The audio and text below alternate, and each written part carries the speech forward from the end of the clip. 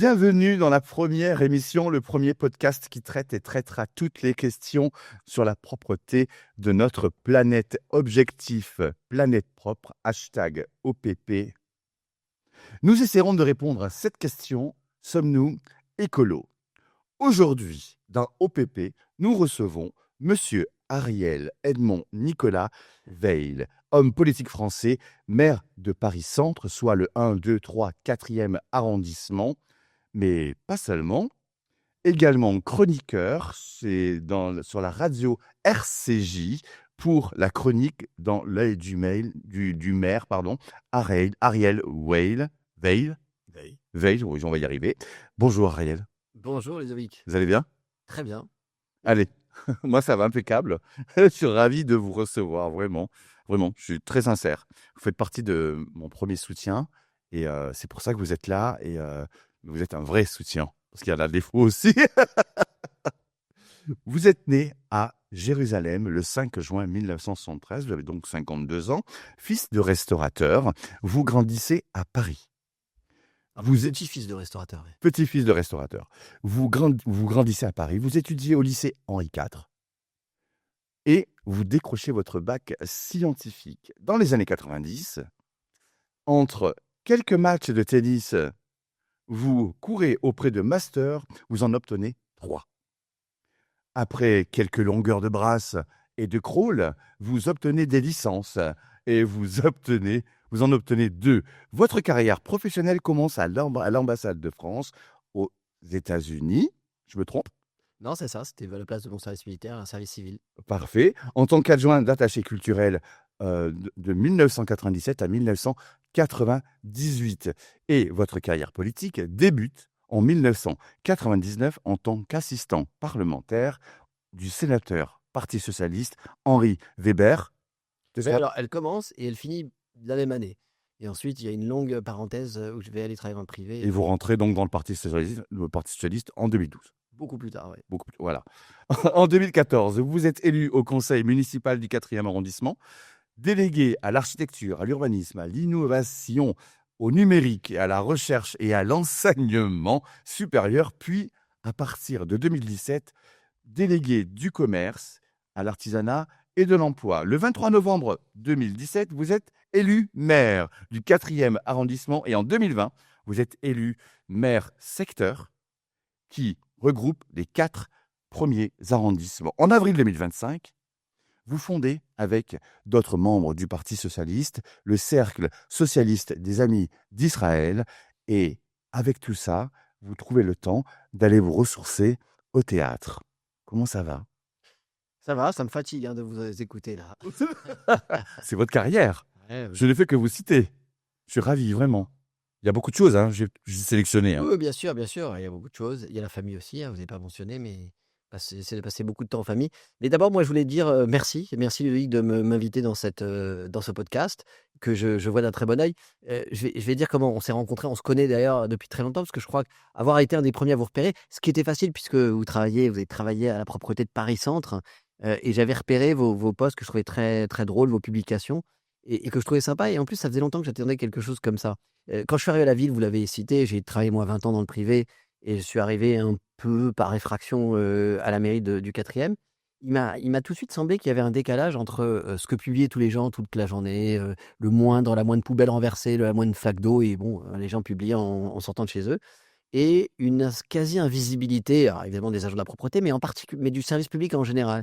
Et j'avais été voir la maire de Paris, Anne Hidalgo, en lui disant, au fond, ce qu'il faudrait, c'est que le service public communique lui-même sur ce qu'il fait. C'est-à-dire que chaque fois qu'on répare un truc, qu'on vide une poubelle, qu'il y a une action. Et bon, je m'y suis astreint, moi. Vous avez vu que depuis quelques années, beaucoup m'ont ensuite imité dans les... Je me suis mis à montrer quand on répare, quand on nettoie la statue de la République, après chaque manifestation, hélas, il faut le faire.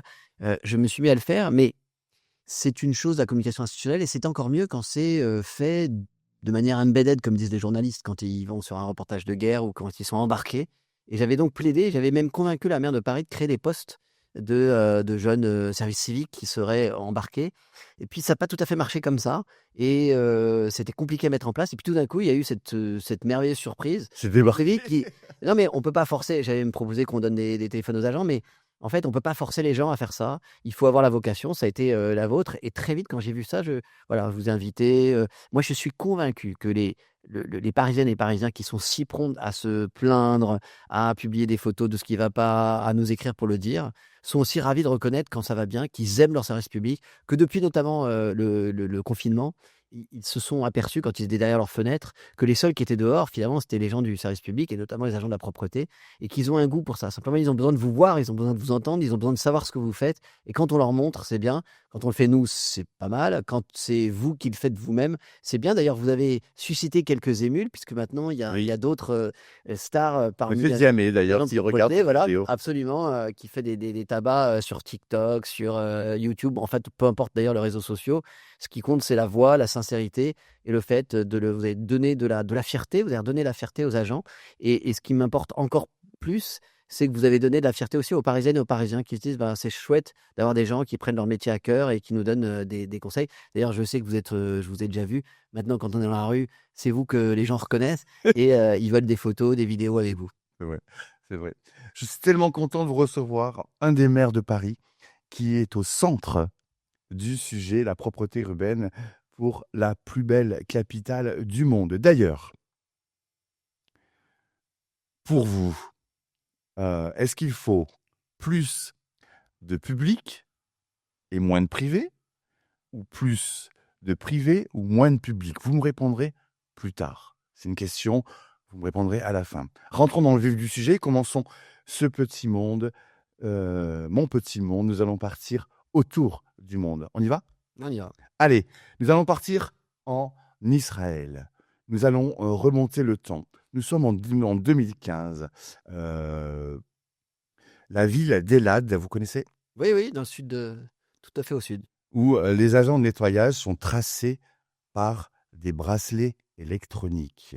Pour mieux tracer leur travail accompli par les agents de nettoyage, la ville d'Elad a imposé à ses prestataires le port d'un bracelet permettant de suivre en temps réel leur activité. Les responsables de la ville israélienne d'Elad, qui compte quelques 40 000 habitants, ont souhaité imposer aux salariés des entreprises prestataires assurant la propreté urbaine le port d'un bracelet électronique permettant de les localiser en permanence. Ils ont finalement opté pour un GPS pour les véhicules et les outils qui les utilisent. Quel est votre avis sur ça? Alors, vous me l'apprenez, je n'avais jamais entendu. Et là, c'est une toute petite ville qui ressemble un peu, c'est le Miami, disons, d'Israël, toute proportion gardée. Une ville balnéaire, essentiellement dans le sud. Je ne connais pas, je ne saurais même pas dire qui est le maire et où la maire et la municipalité d'Elat. Bon, je pense qu'il est très très bien d'encadrer son service public, de le vérifier. Moi, je demande des indicateurs, des statistiques. Donc, je suis tout à fait favorable toujours à ce que les politiques se saisissent, ne supposent pas que ça marche, mais qu'ils viennent. Mais c'est pas possible de le faire sans dimension humaine. Dans le cadre de mon travail de maire, moi, je viens voir, on s'est vu d'ailleurs souvent dans les ateliers, je viens voir les ateliers, je viens voir les agents. Il faut les motiver, il faut venir à Noël, il faut venir prendre le café le matin à 6 heures avec l'équipe du matin, il faut venir de temps en temps l'après-midi prendre le goûter ou la galette des rois, ça m'est arrivé l'après-midi. Et donc, ça me paraît difficile de résumer une politique de la propreté et de la performance à simplement des indicateurs, qui plus est des mouchards. Je pense que le mieux, c'est quand même de motiver ces agents. Alors, c'est pas chose facile. Il y a les mouchards sur les véhicules, non? Alors, non, mais c'est tout à fait normal qu'on ait des indicateurs de passage, ne serait-ce que pour savoir où on est passé, où on n'est pas passé. Tout ça, ça me paraît tout à fait normal.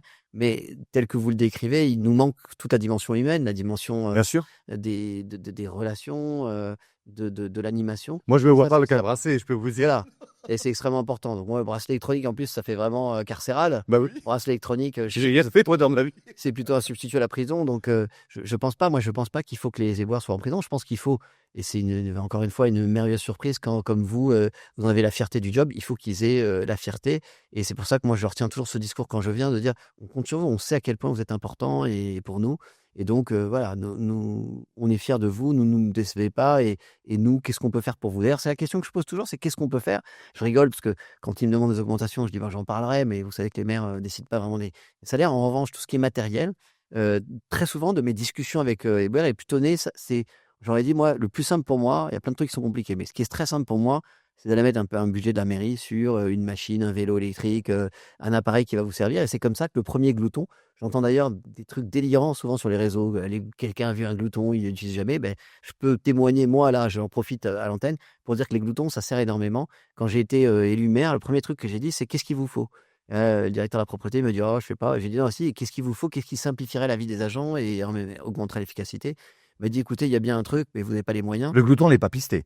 Non, non, le glouton et ben, on a acheté du glouton. Donc moi, j'aime beaucoup la technique, quand elle est au service des humains et donc quand il s'agit à la fois de soulager, le corps, parce que c'est fatigant votre boulot, de soulager le corps avec, le principe du glouton, hein, c'est un gros aspirateur sur roue qui Oui, roule, tout à fait. donc ça fatigue moins et c'est beaucoup plus efficace pour un certain nombre de tâches, pour les feuilles mortes, pour Les passer mégots. l'aspirateur, les mégots, les gloutons et donc le premier glouton et il m'a dit d'abord 2 choses: «Bah, vous n'allez pas pouvoir le payer, ça coûte tant». J'ai dit: «Ça, c'est l'argent, c'est pas un problème». Combien ça coûte?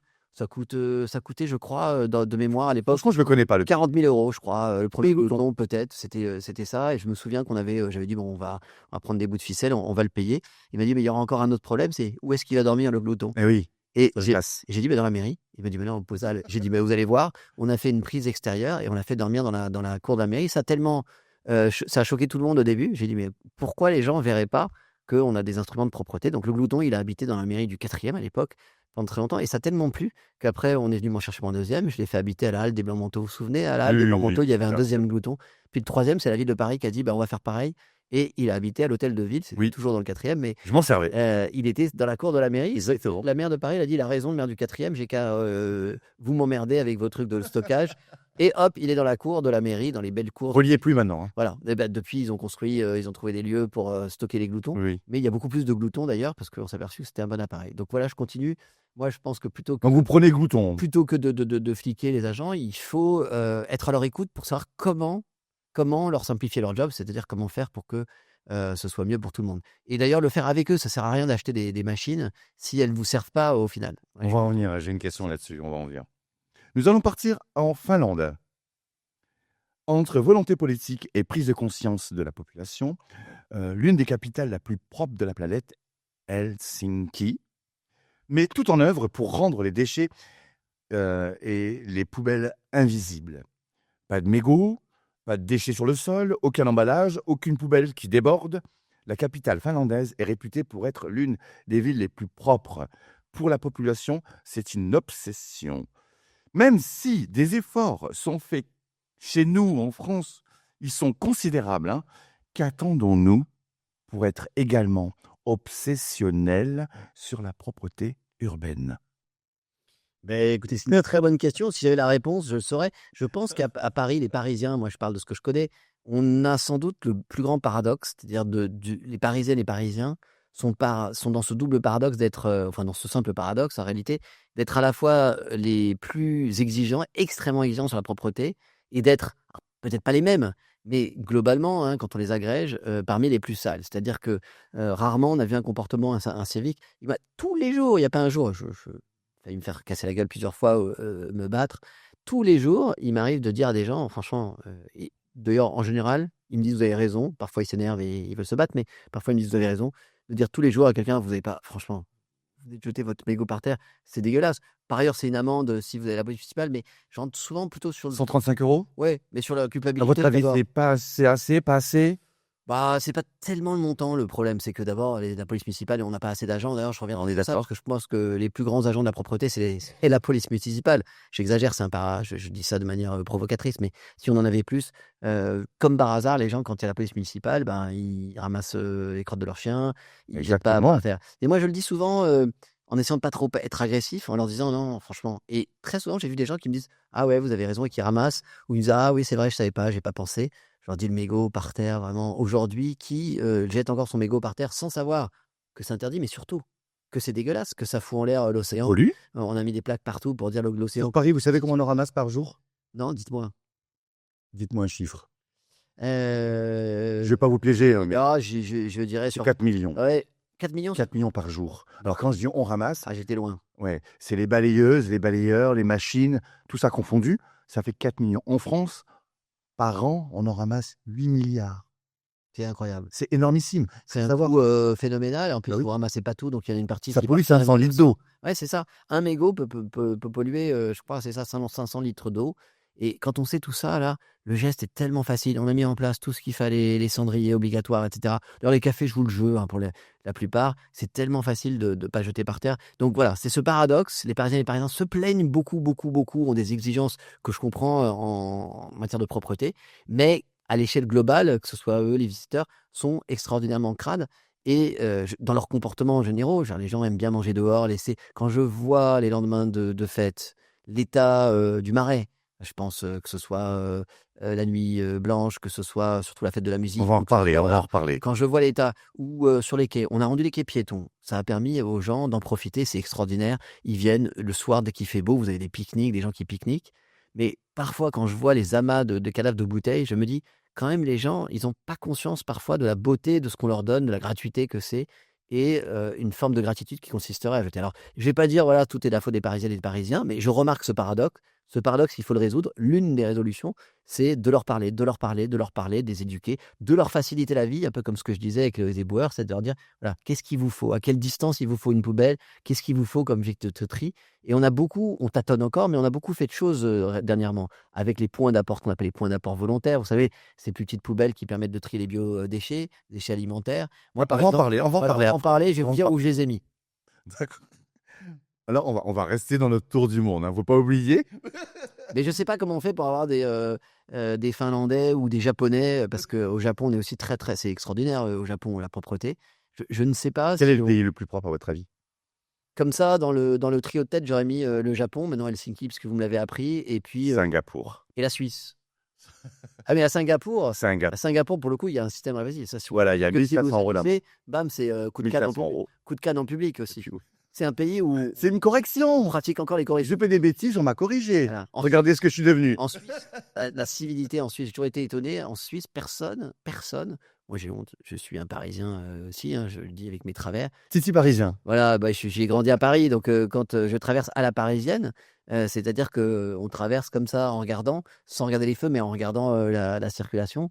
Et en Suisse, jamais. Ça m'a toujours fasciné. En Suisse, les gens attendent. Il y a des voitures, pas de voitures. Ils attendent que ce soit eux de passer pour traverser.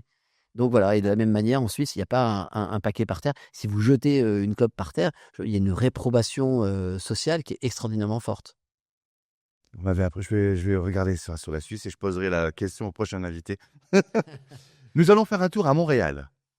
Montréal, donc au Canada, déterminé à assurer la propreté dans les rues de la métropole le plus rapidement possible, la ville de Montréal renforce ses efforts et injecte près de 6 200 000 $ supplémentaires pour bonifier les opérations de nettoyage. C'est en mettant les moyens que l'on obtient des résultats, non? Alors, ça suffit pas, mais si on met pas de moyens, on n'a pas de résultat. Voilà. Et vous, alors, dites-moi, qu'est-ce que vous feriez là maintenant si vous aviez non seulement l'argent, le budget conséquent pour pouvoir améliorer encore et encore la propreté dans vos lieux, donc Bien sûr. à Paris? Bah, il y a 3 dimensions pour moi, des choses qu'on a faites, des choses qu'on n'a pas faites.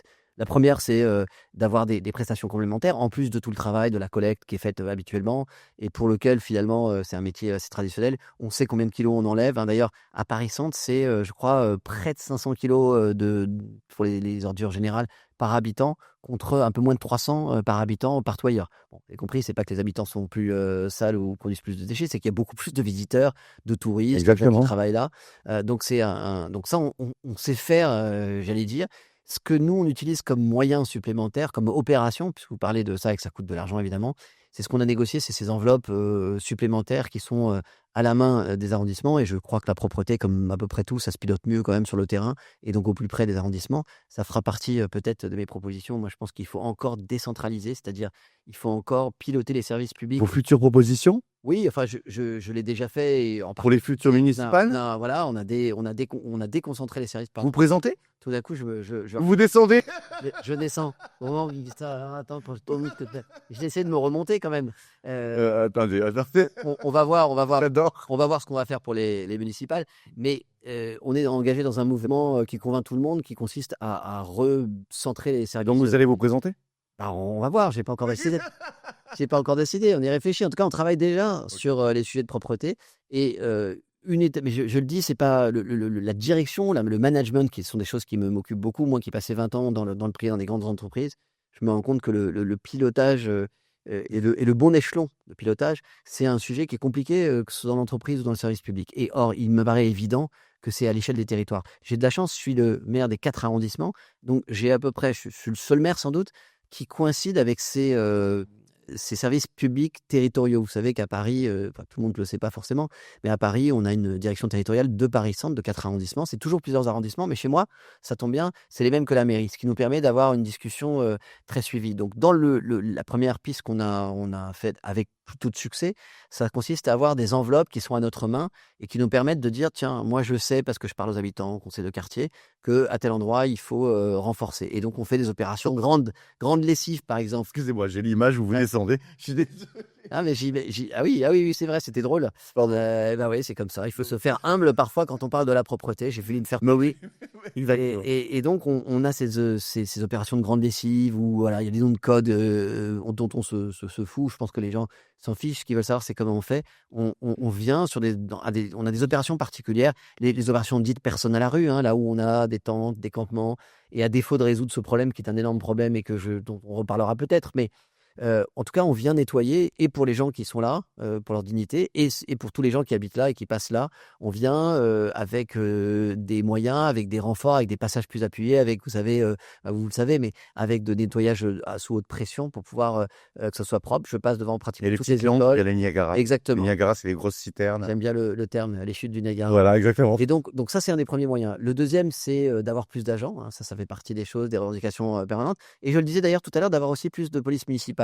Il y a des opérations qui sont conjointes entre les agents de la propreté et les policiers municipaux. Ça paraît dingue d'ailleurs de se dire qu'il faut les escorter, mais malheureusement, c'est le cas. C'est le cas des opérations personnes à la rue, parce qu'il peut y avoir de la tension avec les personnes à la rue ou avec, d'ailleurs, plus souvent, des passants, des associations, diverses personnes. D'ailleurs, une fois qu'on a délogé les voilà. personnes dans la rue, dans cette situation-là, c'est la fonctionnelle d'ailleurs qui passe juste après eux pour pouvoir tout nettoyer. D'ailleurs, je voudrais les saluer, la fonctionnelle, parce que c'est vraiment un service. On dit que c'est l'élite des éboueurs, mais non, en fait, pour moi, on est tous et toutes des pépites, parce que le travail qu'il y a à faire sur Paris est juste énorme. Mais c'est vrai que la fonctionnelle, ils ont des missions spéciales. Et, Entièrement d'accord, Ludovic. Moi, je mon salue Bob. la fonctionnelle. La fonctionnelle, je ne sais pas si tout le monde sait dans vos auditeurs, mais la fonctionnelle, c'est un peu les commandos, c'est les unités centrales qui passent sur les très gros événements. Alors, on ne déloge pas, hein, les personnes à la rue.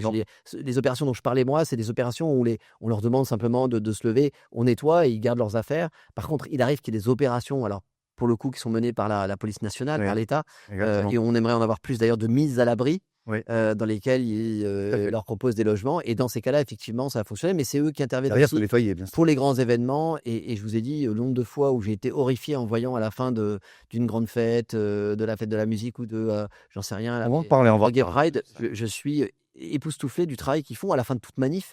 Ils passent derrière et ils ont tous les métiers. Et s'il y a un truc que je retiens de la fonctionnelle, mais ça fait longtemps qu'on essaye de le répliquer pour la propreté du quotidien, c'est qu'en fait, ils ont tous les métiers. Ils arrivent derrière une manif et il y a des gens qui enlèvent les encombrants, il y en a d'autres qui balayent, il y en a qui passent l'eau. Et c'est peut-être ce fonctionnement un petit peu tout terrain, tout métier, qui est très très bien, qui est difficile à répliquer. Ça, on y répondra peut-être tout à l'heure en parlant service public, service privé. Est-ce qu'il y a un service C'est justement difficile. derrière les manifestations qui enlève tout de suite, hein, je parle de tout de suite, est-ce qu'il y a une équipe qui enlève tout de suite les graffitis, les petits stickers? Non, il n'y a pas. Je crois pas. Là, vous savez mieux que moi, mais Peut-être que vous allez donner l'idée. voilà, c'est une bonne idée. En tout cas, je note qu'aujourd'hui, c'est déjà pas mal ce que fait la fonctionnelle, c'est-à-dire Oui. qu'elle vient et elle s'occupe de tout ce qui est sur l'espace public. Peut-être pas les graffitis, mais ils viennent dans un premier temps et ils arrivent quasiment, c'est quasiment la dernière, vous savez, la voiture balai, hein, c'est le cas de le dire, sans jeu de mots. La voiture balai, c'est ceux qui viennent et qui balayent tout. Ils nettoient, ils balayent, ils ramassent. Et c'est vrai qu'on s'est souvent posé la question de savoir si on pourrait avoir tous les métiers qui passent ensemble. Vous le savez, au quotidien, vous avez des gens qui passent pour la collecte des ordures, Bien sûr. d'autres qui passent pour les déchets alimentaires, d'autres qui passent pour balayer, d'autres qui passent pour passer tout à l'heure, j'en ai parlé, l'aspirateur. Et bon, peut-être qu'il faudrait qu'ils passent en même temps. C'est une des vraies questions. Donc, vous m'avez demandé comment on peut améliorer les choses avec des opérations très ciblées. Ça, on l'a fait. Avec plus de moyens, ça, on l'a pas encore vraiment. Enfin, plus de moyens, si, dans ces opérations ciblées, plus de moyens humains. c'est difficile. Moi, je pense qu'on peut les avoir les moyens, mais il faut les chercher. Voilà, et puis il faudrait l'État, plus de quoi. policiers municipaux. Moi, je le dis Je suis d'accord, ici. je suis d'accord avec Je toi. dis souvent à la maire de Paris, Anne Hidalgo, on a créé la police municipale, ça fait que 3 ans, chapeau à nous, mais aujourd'hui, il y a pas assez d'agents, parce qu'on a du mal à les recruter, parce qu'on ne s'est pas donné cette priorité. Et je dis souvent qu'un agent, et c'est pas pour dire qu'ils sont pas utiles les éboueurs, au contraire, mais quand vous avez un agent de police municipale en plus, vous réglez des problèmes de sécurité, des problèmes de voirie et des problèmes de propreté. Parce que quand il y a des agents qui sont là, bah, les gens sont moins dans l'incivilité, même si j'aime pas ce terme d'incivilité, on dit souvent les incivilités. Pour moi, c'est pas les incivilités, c'est pas dire bonjour à son voisin, mais jeter par terre un mégot, c'est pas une incivilité, c'est un acte répréhensible, c'est illégal, ça mérite une amende. Donc c'est pas être incivil, c'est être dans l'illégalité. Voilà. Donc on peut continuer encore à dire qu'est-ce qu'on pourrait faire, mais je crois qu'évidemment il faut des moyens. Ça ne suffit pas d'avoir des moyens, parce que parfois on se lance dans des campagnes et on utilise, hein, je le dis, j'en prends aussi la co-responsabilité. On a déployé parfois des mobiliers qu'on n'a pas réussi à maîtriser. Par exemple, les trilibs, c'est extraordinaire, mais ça suffit pas de mettre des trilibs dans l'espace public. Il faut trouver le bon ramassage, il faut trouver le bon nettoyage. Bon, là, vous me lancez le Et sujet, on va en parler. Donc Bon. on va en parler, mais voilà, je vous ai répondu, Ludovic. Il y a des choses qu'on a faites qui sont très bien. Il faut continuer, et puis il faut plus d'agents, plus d'humains. Alors, on va passer à la prochaine destination, mais avant ça, là, comme vous m'avez lancé sur le sujet, on va parler du Big Belly un petit peu. Ouais. Vous en pensez quoi de ce Big Belly? Alors au début, moi, le Big Belly, j'étais extrêmement Poubelle intelligente. favorable.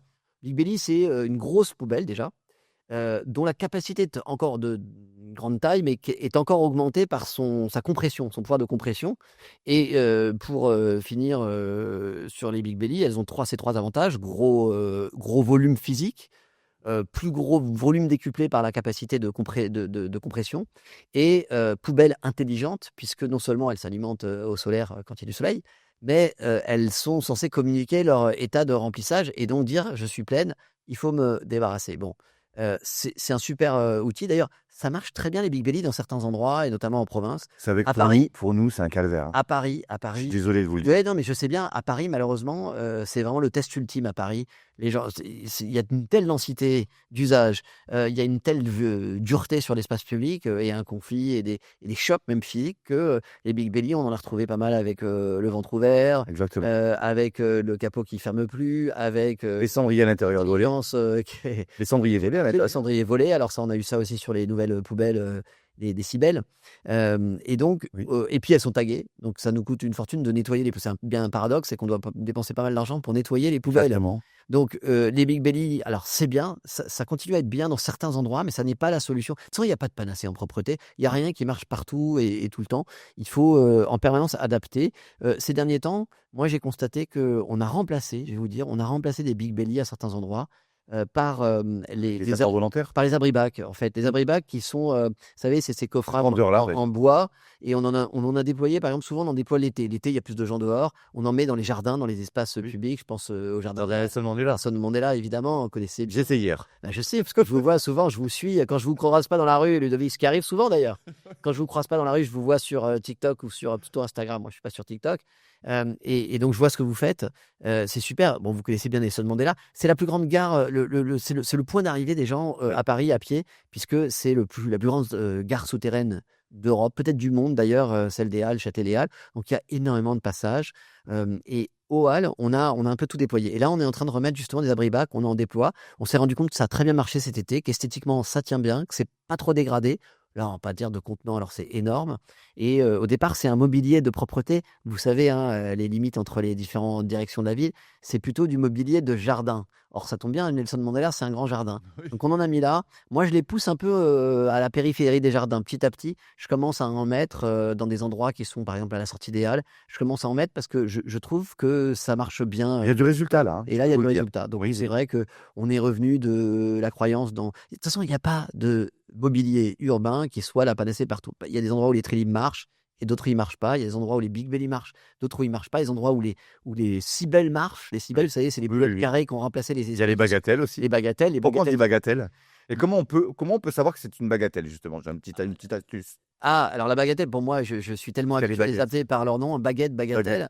Mais moi, je les appelle les poubelles squelettes. On peut les appeler les Villemottes aussi du nom de l'architecte. Les poubelles d'Halloween. Parfois, on cogne un peu. Bon, c'est vrai que moi, j'en ai enlevé beaucoup, hein. Je les ai remplacés beaucoup par des Cybèles. Pourquoi? Les bagatelles, elles sont belles, mais ça fonctionne pas pour plein de raisons. Alors, c'est bien pour les éboueurs parce que vous enlevez le sac rapidement.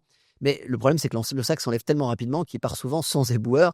Et puis, on voit en permanence dans ce sac transparent. Mais je rends grâce à Villemotte, qui est un très grand architecte. Il a travaillé sur un cahier des charges qui était celui qu'il avait à l'époque. C'était il y a quoi, 10 ans, peut-être, un peu plus. À l'époque, c'était Vigipirate et on lui dit on veut un truc qui se voit, qui est visible, on veut voir ce qu'il y a dedans. Bon, et ben moi, je crois que c'est pas une bonne idée de voir ce qu'il y a dedans. Et vous savez quel est mon rêve? Si un jour, je me dis j'aimerais bien dessiner ma propre poubelle. Alors, vous voyez, je ne suis pas très humble, mais je photographie partout où je vais. Moi aussi, je fais le tour, je fais pas vraiment le tour du monde, mais enfin, quand je suis ailleurs, à l'étranger ou même en France, partout, je prends en photo des poubelles. Je l'ai encore fait il y a quelques jours. Et j'ai pris, vous savez, quelque chose qui ressemble aux anciennes tulipes qu'on avait. Ces trucs très 19e siècle, très art déco. On avait des poubelles, enfin, très début du 20e siècle plutôt, des poubelles qui sont un peu coniques comme ça et qui D'accord. se ressemblent à des tulipes. Il y a les vraies tulipes, des jardins. Moi, j'habite à Étampes, elles y sont. Voilà, et il y a celles qui sont un peu plus comme ça en entonnoir, elles sont magnifiques. Et je sais pas, peut-être que pour ça aussi, c'est une idée pour une prochaine campagne, c'est trouver la poubelle. Mais je le dis et je me fais aussitôt le reproche, il n'y a pas la poubelle qui marche. Ça dépend de ce qu'on veut ramasser, ça dépend de l'endroit, de la densité, des usages. On va en parler après. Et donc, il faut savoir doser, il faut savoir tout le temps mettre les bons usages. Et c'est vous qui allez nous dire d'ailleurs, Ludovic, ce qui est bien pour vous, ce qui est facile à ramasser, à collecter, mais ce qui tient le choc. Et à Paris, il faut tenir le choc. Alors, on va continuer notre petit tour du monde, mais ça va être la dernière destination. Nous allons partir à Nauru. Vous connaissez? Non. Nauru, ok. Alors, c'est un endroit paradisiaque qui a été détruit par l'homme, malheureusement. C'est une île de 21 km² qui est la plus petite république au monde. Depuis le début du XXe siècle, l'exploitation du phosphore à Nauru par de nombreux pays a entraîné une destruction dévastatrice du territoire. Jusqu'à 80% de l'île est aujourd'hui inutilisable à cause de cette exploitation qui a laissé apparaître des pinacles coralliens et rend le territoire inhospitalier. L'exploitation minière a dépouillé et dévasté environ 80% du territoire de Nauru, le rendant inhabitable, et également affecté la zone économique exclusivement environnante. On estime à 40% la vie marine qui a été tuée par le ruissellement de limon et de phosphate. L'homme est en train de détruire cette planète à petit feu, non? C'est vrai, dans plein de cas, on le sait. C'est fou quand même. C'est l'activité humaine en grande partie. C'est complètement fou. Mais c'est aussi l'activité humaine qui peut résoudre des problèmes. Et donc, vous faites bien de faire ce travail-là, de mise en connaissance, de mise en commun de notre intelligence commune. Ce que l'homme défait, l'homme et la femme peuvent le réparer. Bravo, c'est très, très bien dit, hein, vraiment. Bon, alors ce petit tour du monde s'est bien passé. Ça va, on a un petit J'ai peu, même on a un découvert petit peu, il y a des endroits où ils sont jamais allés. Et donc, j'ai comme ça pu mettre à jour ma liste de destinations à aller, où j'irai quand je serai plus maire et que j'aurai le temps. Nous allons passer dans la prochaine séquence. Ça y est, ça va vite, hein. Séquence propreté en France. Alors peut-être qu'on va réutiliser les sujets qu'on vient de traiter, mais c'est pas grave, on va le faire quand même. En France, le secteur de la propreté compte aujourd'hui un peu plus de 30 000 prestataires, soit plus de 715 000 emplois, avec un chiffre d'affaires à 18 milliards d'euros. Ça représente beaucoup d'argent. Et pourtant, en extérieur, notre sol est pourri. Votre avis? Est-ce que j'ai une astuce pour savoir si votre sol, à vous, si vous avez un jardin, pour savoir s'il est sain ou pas sain? Je vous dirai après. Notre sol est pourri. Quand vous dites notre sol est pourri, Il est vraiment pourri. Alors, en fait, à 50 centimètres, notre sol, il est pourri. Par les produits, par tout Ah un oui. tas de choses. Et après, il y a des villes où c'est beaucoup plus dégueulasse qu'ailleurs. On peut limite marcher des fois sur un tapis de déchets. Et c'est sur un tapis de mégots, hein, par exemple. Voilà, c'est ça que je dis. Comment on en est arrivé là, puisque avec tout ce que je viens de vous citer, ça représente quand même pas mal d'argent, tout ça. Ouais, c'est vrai. Et on en est là. Alors, peut-être remettre l'argent dans l'éducation, enfin, vous voyez ce que je veux dire? Bien sûr. Alors, je sais pas, sur Milliards quand même. sur les mers, je pense tout de suite, l'image qui m'est venue, c'est notre sol est pourri. Et je pense à la mer et je pensais au Ghana, par exemple. Vous savez, il y a cette mer de vêtements. J'ai Oui. une collaboratrice qui est partie travailler 1 an au Ghana pour justement dans une cadre d'une collaboration avec la ville de Paris pour les aider sur la propreté. Bon, voilà, mais ils sont tellement loin. Mais chez nous aussi, c'est ce qu'on dit, le meilleur déchet, c'est celui qu'on produit pas. Donc, je crois que la première chose à faire, et j'ai l'impression que la jeune génération comprend ce sujet-là, ils sont tous obsédés par, Attention à la chaise, ça par- va aller? ils sont tous obsédés par le vintage. Ils veulent tous. Et quand je demande aux enfants, mais pourquoi vous achetez tous en vintage? Et même, c'est plus écologique, on recycle, l'économie circulaire, c'est vachement bien. Il y a tellement de production, il y a tellement de vêtements qui ont été produits. Ouais. Aujourd'hui, on en jette même des neufs. On n'en prend plus quand on en donne. Moi, je donne souvent à la Pour la verrerie, regardez tous les Voilà. friperies qu'il y a. Et donc, je crois qu'il faut déjà produire moins de déchets. Je suis pas, attention, en train de D'accord. parler de décroissance. Je pense que il faut être plus frugal, en tout cas sur les vêtements, sur tout ce qui se retrouve sous nos sols. Après, quand vous me dites le sol est pourri, je pense encore une fois à Paris. Paris qui est un sol qui est un vrai gruyère, truffé dans sa densité, que vous voyez bien qu'on est tout le temps en train de réparer des tuyaux qui Et oui. passent, des égouts. Je pense toujours à la description de Victor Hugo. Vous savez, quand Jean Valjean traîne sur son dos son futur gendre, le mari de Cosette, qu'il le porte à travers les égouts. Cette description est extraordinaire. Il traverse tout Paris dans les égouts. Et ce réseau d'égouts, d'ailleurs, qui a été fait en plusieurs temps, est assez extraordinaire. Là, c'est une généralité. Pour le coup, notre sol, alors je connais C'est en France. Paris. À Paris, on a un sol qui est un véritable gruyère, qui a été encore plus pourri à certaines époques, parce que là où vous travaillez au Halles, Donc là, c'est moins pourri, c'est ça là que où vous êtes vous en train de connaissez, dire. alors je sais pas dire, je sais pas le dire. Je sais que une de nos grandes problématiques, ça a été de trouver de la terre pleine, pour aller mettre des plantations, et que dans le centre de Paris, Je suis en train de dire humus. Vous connaissez humus? Non. C'est vers de terre. ah ouais, Voilà, il n'y a rien de mieux. voilà, on cherche partout, mais je pense pas que ce soit nouveau. C'est-à-dire qu'il y a eu à Paris, par exemple, imaginez au Halles, c'est là où on a la Fontaine des Innocents. Oui. La Fontaine des Innocents, c'était ce vaste cimetière qu'on a dû à un moment donné dégager, de la création des catacombes de Paris, pour parler de tous ces squelettes qui sont dans notre sol, qui est en travaux maintenant pour 6 mois. Ben, les catacombes de Paris, on y a mis des tombereaux, littéralement. On y a apporté des tombereaux de crânes d'ossements qu'on avait retirés du fond de cimetière des Innocents, parce qu'il y avait Ça vient de tellement, là. on avait tellement enterré de gens qu'à un moment donné, le sol a commencé à s'effondrer. Et puis, alors, je vous raconte pas la pestilence Oui. et les maladies. J'imagine. Et donc, il y a même des immeubles qui ont commencé à tomber. Donc là, vous avez la Fontaine des Innocents. Là où, Ludovic, vous êtes tous les jours avec votre balai. Imaginez-vous que c'était un grand cimetière qui finissait par croupir et par s'effondrer. Donc, est-ce que c'est mieux? Est-ce que c'est moins bien? Je ne dis pas toujours c'est pire qu'avant, mais on a des défis qui sont différents. Aujourd'hui, notre défi, c'est la surproduction de futurs déchets. Et alors, pour la petite astuce pour savoir si votre sol, vous avez un jardin? Ah non, bah moi, vous savez, j'habite Non. à Paris. On est rares sont ceux qui D'accord. ont des jardins à Paris. Vous avez J'essaie des amis qui ont des jardins? J'ai des amis qui ont des jardins, Ok. et pas à Paris en général. Et puis surtout, on essaie d'en créer des jardins. On est en train d'en créer. Dans chaque mandature, j'ai réussi à créer un jardin dans le centre de Paris. C'est un vrai défi. On est en train de créer le futur jardin Ginette Kolinka, Ok. au cœur du Marais. On y accédera, vous savez, à côté du Centre culturel suisse. Ce sera la semaine une cour d'école oasis, comme on les appelle, des bitumés pour le collège Victor Hugo. Et puis le week-end et les jours fériés, ce sera un jardin, vous pourrez y aller. Ok. Et ce futur jardin, là, ça y est, il est quasiment prêt, et vraiment, il sera ouvert au public en janvier. Alors, pour savoir si un jardin, peu importe l'endroit, il est sain, il faut acheter un slip en coton. Non, mais c'est vrai. Il faut un slip en coton. Ou utiliser celui qu'on a déjà. Il faut le planter, vous le plantez, et ensuite vous le laissez 2 mois dans la terre, et ensuite vous le relevez. Et si il a été grignoté par les petites bêtes, ça veut dire bien. que votre sol est sain. Si vous remontez le slip neutre, sans rien, eh ben, c'est que votre sol n'est pas bon. Bon, bah, écoutez, il est malade. je ne sais pas comment ça va se passer si les Plantez gens me vos voient en slips. train de me planter des slips dans tous les jardins municipaux, mais je vais essayer la nuit. Ensuite, nous allons parler de salaire. Tiens, en France, le salaire moyen d'une éboueuse, oui, parce que j'ai envie de parler des femmes, parce qu'il faut les valoriser, Bien ces sûr, femmes-là bien qui sûr. travaillent chez nous. Souvent payer moins cher. Exactement. À son arrivée, son salaire est de 1600 à 1700 euros net avec les primes.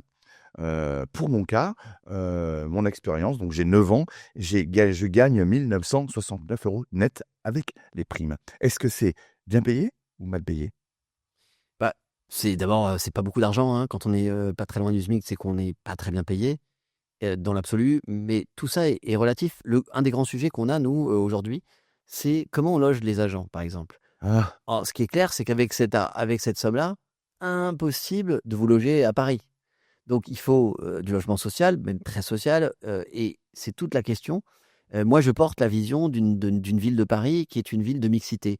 Mixité avec, en toutes sortes de catégories sociales, d'âge. Je veux qu'il puisse y avoir des jeunes qui coexistent avec des vieux. Ça veut dire que toute la politique qu'on mène d'aménagement, de voirie, de transport et de logement, évidemment, et commerciale, elle doit être axée autour de cet objectif-là qui est d'abord de continuer à avoir des habitants, hein, qu'on ne se transforme pas en espèce de Disneyland ou comme certains centres-villes l'ont fait, hein, c'est-à-dire qu'il n'y a plus que de la location touristique saisonnière, plus d'habitants véritablement, donc plus d'écoles, donc plus de commerce de proximité. Garder des habitants et les garder dans leur diversité, qui n'est pas que des très riches, ou d'ailleurs pas que des très pauvres, mais ça suppose quand même de rééquilibrer. Dans le centre de Paris, on est mieux que dans certains endroits, mais moins bien que dans d'autres, en termes de mixité sociale, en tout cas de construction de logements sociaux. Donc pour moi, priorité, créer du logement social et y mettre en priorité les agents publics, les agents de la propreté, les agents de nos écoles, les puéricultrices, les infirmières, les infirmiers. J'ai beaucoup bataillé avec la PHP d'ailleurs pour que, et on a gagné, dans le siège historique avenue Victoria, au cœur de Paris, vous connaissez, pratiquement devant l'hôtel de ville, ou dans le futur hôtel Dieu restauré, qu'il y ait du logement pour des familles d'infirmières, d'infirmiers, de ce qu'on a appelé les premières lignes pendant le Covid, et qui figurent dans les premières lignes, évidemment, les éboueuses et les éboueurs. On mérite mieux quand même Que 1969 euros. Ah oui, et surtout, Donc voilà, c'est mal de payé. la limite, si on vous logeait. C'est-à-dire qu'en fait, c'est impossible de se loger. Pour moi, je Non, pars du bah non. principe que l'idée qu'on puisse pas se loger là où on travaille est insupportable. Oui, complètement. Et non seulement est insupportable, mais elle est, vous voyez, d'une manière éthique, elle est insupportable, mais en plus pas efficace. Parce que qui a envie de travailler dans un endroit où il ne peut pas se loger? Et c'est pour ça qu'on observe une crise de la vocation des métiers du care, du soin. Je dis englobe les éboueurs et les éboueuses pour moi, mais je vous dis, je parlais des puéricultrices, des On arrive avec la puériculteurs, fatigue des infirmières et des infirmiers, les agents, soit des aides-soignants. On n'arrive plus à recruter dans ces boulots-là. Et les policiers municipaux, pareil, les policières et les policiers nationaux, ils sont obligés dans leurs premières années de service, dès qu'ils peuvent, ils se tirent en province. Mais bon, un peu d'eau. Parce que avec ces salaires, un petit peu, avec ces salaires-là, eh ben, vous êtes condamné, si je puis dire, à vivre assez loin des centres-villes, Oui. dans des endroits où c'est possible de se payer un logement. Et ça veut dire que vous ne pouvez pas travailler, habiter là où. Et moi, je veux que les gens ils puissent travailler, habiter là, s'ils le souhaitent, qu'ils puissent habiter là où ils travaillent. Donc ça veut dire quoi? Ça veut dire plus de salaire ou des aides. Oui, c'est mon rêve, moi, Un vous logement. savez ça. Je sais que vous savez attendez que c'est depuis bon. très longtemps Ah là là. un social et que Je pour voulais pas en parler, mais bon, là, vous m'amenez sur le non, sujet. mais c'est important que vous en parliez parce que c'est dire la réalité aussi des agentes et des gens qui travaillent toute la journée à Paris. On a 3 heures, moi j'ai 3 heures de route. Et je voudrais que les Parisiennes et les Parisiens, ils y pensent. Quand vous voyez des agents qui sont là, qui sont en train de travailler, souvent ils habitent très loin, ils ont beaucoup de transport, comme vous le dites. Oui. Et moi, je souhaiterais qu'il y en ait plus qui puissent habiter. Et c'est pour ça que je suis acharné à créer, à arracher des mètres carrés pour y transformer en logements sociaux. On a quelques beaux projets qui ont été livrés, d'autres qui sont en cours. Je vous dis, le siège de là, on commence tout juste. Que je fais partie d'un des nouveaux habitants alors. Peut-être que vous ferez partie, alors ça va mettre 2 ans, mais ça me plairait bien que vous soyez, dis donc, que vous soyez avenue Victoria. Alors je précise que c'est pas moi qui dis, tiens, Ludovic, on le met là. Je sais bien. Je ne laisse même pas la commission logement, c'est anonyme, etc. Mais on a mis des priorités et des priorités très fortes sur le logement des agentes et des agents. Je me suis parfois même disputé avec les syndicats parce que je voulais prendre des mètres carrés de la ville dans certains endroits pour y mettre des agents. La maire de Paris, en commun accord avec moi, a décidé de déplacer des agents qui travaillaient aux ressources humaines pour pouvoir y construire du logement en face de l'hôtel de ville. Ludovic, je rêve du jour où peut-être dans 2 ans ou dans 3 ans, vous serez un des habitants de Paris-Centre, peut-être en face de l'hôtel de ville, côté Victoria ou côté rue Lobo. J'espère. Est-ce que la France est propre? Est-ce que les Français sont propres? Ça dépend à qui on demande. Quand j'étais jeune, moi j'ai vécu aux États-Unis, il y a ce truc tenace que les Français sont pas propres, vous savez, parce qu'ils avaient regardé la consommation de savon, je crois, par personne, par an, et on était plus bas, en tout cas beaucoup plus bas que les Américains, mais c'est pas parce qu'on se lave beaucoup qu'on est propre.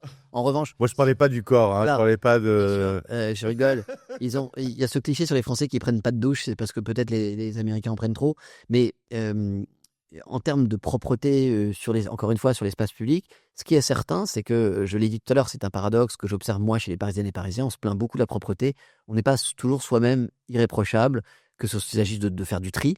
On a quand même des taux de tri très faibles. Quand on voit ce qu'on collecte en déchets alimentaires par rapport à ce qui est produit, on sait estimer dans les déchets généraux, Alors quand vous dites, on sait la proportion des déchets alimentaires, elle ne se retrouve pas dans les différents dispositifs de collecte des déchets alimentaires que j'ai évoqués tout à l'heure. On a disposé, que ce soit les Trilib ou les points d'apport volontaire, ces plus petites poubelles que j'ai stratégiquement, moi d'ailleurs, disposées près des écoles. Parce que je me suis dit, tiens, les maternelles, les primaires, les parents viennent, c'est quand même facile pour eux, quoi, sur le chemin de l'école, puisqu'ils accompagnent leurs enfants, d'aller apporter leurs déchets alimentaires qu'ils collectent chez eux. Bon, on est encore très loin, on est assez mauvais là-dessus. Est-ce que c'est être sale? En tout cas, c'est pas être très propre que de pas trier, voilà. Et donc, je pense que on a énormément à faire encore en progrès sur les habitudes qu'on doit prendre les gens, produire moins de déchets, les trier mieux, les valoriser mieux. On met beaucoup de moyens à disposition. Peut-être qu'il faut faire plus de pédagogie encore, mais est-ce que les Français sont propres? En tout cas, ils pourraient l'être davantage. Oui, largement, vraiment, largement. Alors, la prochaine question, c'était sur les mégots, mais je crois qu'on en a un petit peu parlé. Donc, on va avancer. Nous avons terminé cette séquence-là et nous allons partir dans la séquence votre engagement.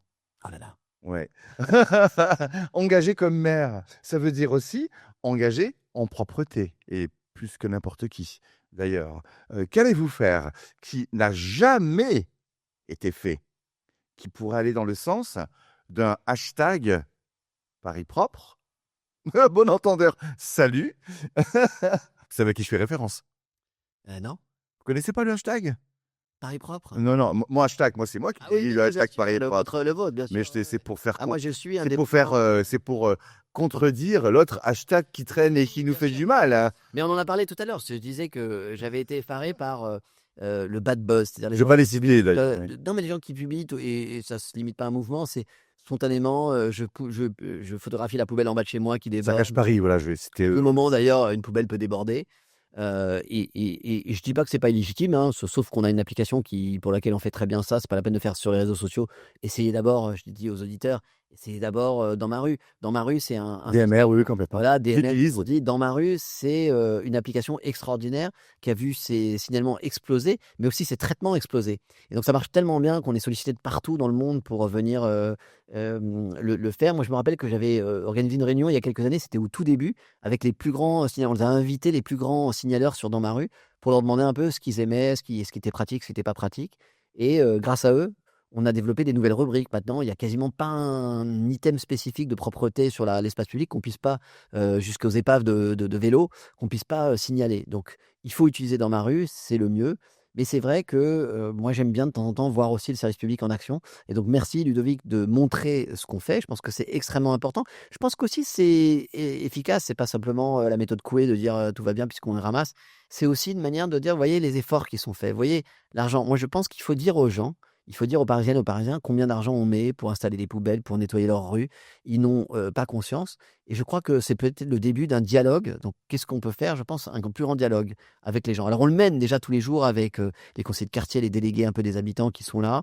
Je pense qu'il faut, si j'avais une chose à faire au milieu de toutes celles que j'ai citées tout à l'heure, plus d'argent, plus de moyens, plus de personnel, je dirais des agents humains, notamment pour faire cette interface. Vous êtes très occupé. Alors vous le faites, vous aimez bien discuter avec les gens, ils vous reconnaissent, vous arrivez à faire votre métier tout en parlant avec les gens, mais reconnaissez que c'est difficile pour la plupart des agents. Vous avez un temps limité, vous devez aller très vite. Je pense à la collecte, hein, les agents, c'est minutes. Moi, j'adore le balai des éboueurs quand ils arrivent, paf, paf, paf. Je chronomètre, c'est très, très rapide. Ils ont une agilité, c'est vraiment un balai, une chorégraphie. Ils sautent du camion, ils balancent les poubelles, le Reaper, ils remontent, ils se tiennent d'une main. Enfin, c'est assez beau. Mais ils n'ont pas le temps, Vous vraiment. trouvez ça beau? Oui, c'est beau. Incroyable. Ah, moi, je trouve ça très beau. Je trouve qu'il y a beaucoup de beauté, j'adore. Vous savez, tout à l'heure, vous avez cité Ludovic, puisque vous avez cité à la fois mon émission, enfin ma chronique L'œil du maire. Elle part d'ailleurs souvent de mes photos, les photos qu'on retrouve sur mon compte Instagram. J'ai un compte Instagram qui n'est pas du tout politique, qui est un compte de Parisiennes ou de Parisiens un peu particuliers qui se baladent toute la journée dans l'espace public en tant que maire et qui prend des photos de choses que je trouve belles. Ça peut être des couchers de soleil sur le pont, mais c'est aussi parfois les agents. Et d'ailleurs, j'avais fait une de mes chroniques, j'avais consacré à ces magiciens invisibles, ces petits lutins, comme je les appelle, qui sont qui toute la nuit ou le matin, comme vous savez, les petits lutins qui viennent réparer, Oui, oui. voilà, viennent et agissent souvent dans l'ombre. Et je prends beaucoup de photos des agents. Moi, j'aime bien les photos des agents, j'aime bien la nuit, voir des agents qui sont en train de mettre des passages piétons. J'aime bien voir les agents de la propreté. Je prends beaucoup de photos, je ne publie pas toutes, mais j'en publie quelques-unes. Donc retrouvez-moi sur Ariel Veil Insta, N'hésitez pas. mon compte Instagram. Voilà, je fais un petit moment de pub. Vous avez raison. Souvent, il y a les agents. Et donc, je crois qu'il faut des agents aussi qui parlent, je crois, beaucoup au dialogue, aux vertus du dialogue. Oui. Quand vous l'avez vu, Ludovic, quand vous dialoguez avec des Parisiennes et des Parisiens parce ils vous reconnaissent, ou même quand ils ne vous reconnaissent pas, que vous leur faites jeter, parfois de manière ludique, dans la poubelle, et vous le répétez tout le temps, il faut jeter à la poubelle. Exactement. Eh bien, ça marche. Ça marche, les gens sont amusés, ils sont interpellés, et puis derrière, il y a la réflexion. Et donc, je pense qu'il faut plus d'interface, c'est-à-dire des agents, des agentes qui viennent, qui sont là sur l'espace public et qui peuvent répondre aux questions des gens. Souvent, ça commence par des plaintes. Je vois souvent ça dans mon café du maire. Vous savez, tous les mois, je fais un café du maire avec les habitantes et les habitants. Ça commence souvent par des plaintes, mais ceci, c'est pas propre là. Et J'y quand suis allé d'ailleurs, et vous- puis on est. c'est vrai, vous avez été mon Oui. invité. Et quand on demande aux gens, qu'est-ce que vous pouvez, et vous, qu'est-ce que vous pouvez faire, quand vous les engagez à devenir acteurs de la propreté d'en bas de chez eux, eh ben, ça marche beaucoup mieux. Et pour ça, il faut des agents. Moi, je crois beaucoup à l'idée de médiateurs de la propreté, de la voirie, dans chacun des quartiers, dans les quartiers parisiens. C'est-à-dire un quartier, c'est plus petit qu'un arrondissement, c'est un ensemble de pâtés de maisons, de rues. La proximité. Voilà. Et donc, je crois beaucoup à ça. Alors moi, si vous voulez une petite idée là pour moi, moi je rajouterais des équipes la nuit, l'équivalent de la journée. Parce qu'en fait, il y a des quartiers comme la Fontaine des Innocents, Beaubourg, Notre-Dame, l'Hôtel de Ville. Tout ça, c'est des quartiers qui vivent la nuit. Et il y a aussi du travail. Et là, j'entends avec les horaires de soirée qu'il y a eu, qui viennent de se terminer là, mais ils ont beaucoup de travail. Et si on fait ça, ça va changer énormément de choses par la suite. Ouais, vous avez Voyez. tout à fait raison. Sur les horaires, la question des horaires est une question extrêmement importante et délicate. Vous venez de dire, on a petit à petit mis en place ces horaires, effectivement, et je crois que c'est même dans le centre de Les horaires Vendôme de soirée. qu'on l'a fait d'abord avec Paris-Plage, ensuite avec d'autres opérations. On s'est rendu compte que la consommation de l'espace public estival n'est pas la même, et donc on met en place les horaires d'été, qui coûtent un peu plus cher parce qu'il y a des heures supplémentaires. Moi, j'ai beaucoup plaidé pour qu'on les étende, et donc on les étend aujourd'hui Il faudrait pérenniser. au 1er novembre. Est-ce qu'il faut pérenniser ce qu'on a besoin toute l'année? Je ne sais pas. En tout cas, on les a attendus, c'est sûr. Après, c'est des conditions de travail qui sont parfois plus dures. Mais oui, vous avez raison. Et puis, il faut savoir aussi arrêter à un moment donné. C'est-à-dire que je pense que ça, c'est un vrai sujet. La ville, elle doit dormir à certains moments, même s'il y a des gens qui ne dorment pas. Je pense que, vous savez, la question d'ailleurs ça, c'est une vraie question. Je ne sais pas ce que vous en pensez. On nous Mais crie dessus parce qu'on gratte avec le balai. ouais, non, alors parce que dommage. les poubelles, moi j'ai la moitié des gens qui me disent, des habitants, je vous disais que les Parisiennes et les Parisiens, ils sont exigeants parfois paradoxaux ou contradictoires au niveau agrégé. C'est-à-dire que c'est pas la même personne qui est contradictoire, mais que quand on agrège les préférences des Parisiennes et des Parisiens, c'est difficile de les satisfaire tous. Il y a à peu près la moitié des gens qui me disent, le matin quand je sors, c'est dégueulasse. Alors on leur dit: «Bah oui, la collecte est l'après-midi». «Ah bah ça pourrait pas être le matin». Et puis il y a l'autre moitié qui me dit: «Ah mais vraiment, moi j'en ai marre d'être réveillé à 6h30, à 7h du matin par les éboueurs qui passent. Ça fait un bruit fou, les bennes, ou le verre, n'en parlons pas. Donc le verre, on le fait un peu plus tard». Donc c'est difficile de satisfaire tout le monde. Je pense qu'il faut arriver à être plus souple, c'est vrai, vous avez raison, sur les horaires, sur les équipes de nuit. Peut-être pas travailler toute la nuit, parce qu'il faut que les agents, à un moment donné, se reposent. Et puis il faut que les Parisiennes et les Parisiens ils puissent souffler aussi. Et qu'il y ait quelques heures qui soient comme ça, sacralisées, sans bruit. Allez, je le dis, ça c'est de mes propositions. On ait quelques heures sacralisées dans lesquelles tout le monde peut dormir, où il n'y a pas de bruit, pas de moto qui hurle, pas de service de travail, de Du répétition. boulot, hein. Voilà. C'est du Voilà. boulot. Je pense que le droit au silence un petit peu de temps en temps, dans une ville comme Paris, c'est compliqué, mais d'avoir quelques heures un petit peu sanctuarisées pour les agents aussi, c'est important. Alors là, on va parler maintenant des poubelles. Parce que, je vais vous expliquer. On enlève, on remet. On enlève, on remet les poubelles. Beaucoup de riverains viennent me voir pour me dire: «Mais pourquoi vous enlevez les poubelles?» Et c'est pas faux, parce que là, je prends l'exemple de Rivoli. Il y a tout un tas de poubelles qui ont été enlevées, qui ont été apparemment positionnées en diagonale, d'après ce que j'ai pu constater. Expliquez-moi la politique que vous avez entreprise pour l'expliquer aux Parisiens et aux Parisiennes qui ne comprennent pas ce qui se passe. Parce que pour eux, il y a les poubelles en moins. Ouais, Mais vous il y a avez raison, quelque chose Ludo. en plus. Non, non, mais vous avez parfaitement raison. Alors bon, c'est l'État, c'est l'objet de tension. Vous savez qu'à Paris, je le dis, je l'ai un petit peu pointé tout à l'heure, moi j'estime que c'est quand même localement qu'on est le plus à même de mener une politique, mais bien entendu, il y a des politiques qui peuvent se mener qu'à l'échelle parisienne, voire à l'échelle de la région. Donc on a toujours un peu un conflit entre ce qu'on fait localement et ce qu'on fait centralement. Il y a cette notion qui s'appuie d'ailleurs sur des études de la PUR, l'Agence parisienne de l'urbanisme, sur des études internationales qui montrent que c'est un peu comme sur la route, hein, quand vous supprimez une voie de circulation générale, bah, vous avez moins de voitures. Ça ne veut pas dire qu'il n'y aura pas moins d'embouteillage, mais il y a moins de voitures parce que l'offre conditionne la demande en quelque sorte. Et il y a pas mal d'études qui montrent, ça a été fait au Japon d'ailleurs. Vous avez une maire de Tokyo qui avait à un moment donné enlevé 3/4 des poubelles. Et ça a bien marché au Japon, hein, elle nous l'avait expliqué d'ailleurs, c'était la gouverneure, je crois, de la ville de Tokyo qui avait expliqué ça dans un voyage d'ailleurs à la mer de Paris. Elle a dit c'est simple, moi je vais enlever les poubelles, comme ça les gens gardent leurs déchets et puis les jettent chez eux. Oui, alors ça marche au Japon. Bah oui, voilà, on est bien d'accord. Ça marche au Japon, on en a parlé tout à l'heure quand on faisait le tour du monde. Ça marcherait peut-être à Helsinki.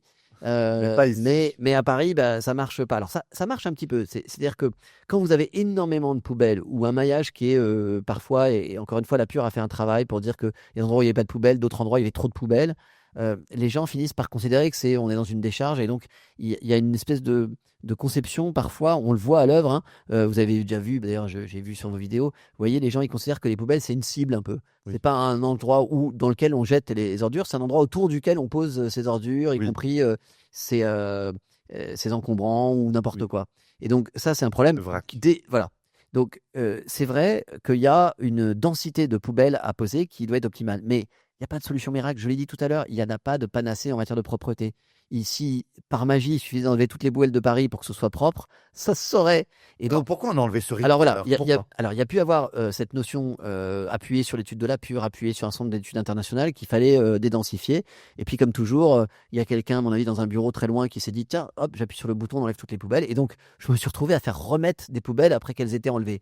La réalité, la bonne densité, elle est sûrement quelque part entre trop de poubelles à certains endroits et pas de poubelles. Il y avait, je vous le dis, cette étude qui était un guide. Une étude, c'est pas la réalité concrète. C'est intéressant. Moi, je m'appuie beaucoup sur les Je études. poserai la question en Antoine Guillou, hein. Et ben vous lui poserez la question parce que à un moment donné, effectivement, mais c'est très bien que vous lui posiez la question. C'est pas possible qu'il n'y ait pas de poubelle. Donc aujourd'hui, on est quand même dans une notion pas que théorique, empirique, c'est-à-dire qui s'appuie sur nos résultats. Moi, je vous le dis, je tâtonne depuis des années. Ce qu'on constate et ce vers quoi on tend, c'est peut-être avoir moins de poubelles petites, moins de petites poubelles un peu partout qui sont très vite. J'en parle, je suis le maire du centre de Paris, l'endroit le plus fréquenté peut-être du monde, en tout cas d'Europe. À Notre-Dame, 15 millions de visiteurs par an. Le centre des Halles, c'est 100 millions de visiteurs par an. Et le Louvre est le plus grand musée du monde avec près de 10 millions de visiteurs. Ces endroits qui sont extraordinairement sollicités. Et donc, dans ces endroits qui sont extrêmement sollicités, bah, la solution de mettre des toutes petites poubelles qui sont saturées au bout d'une heure et qui deviennent ensuite des espèces de points de pyramides, ouais, au Louvre, il y a des pyramides, des pyramides d'ordures, ça ne sert à rien. Il vaut mieux des dispositifs plus espacés mais plus contenants.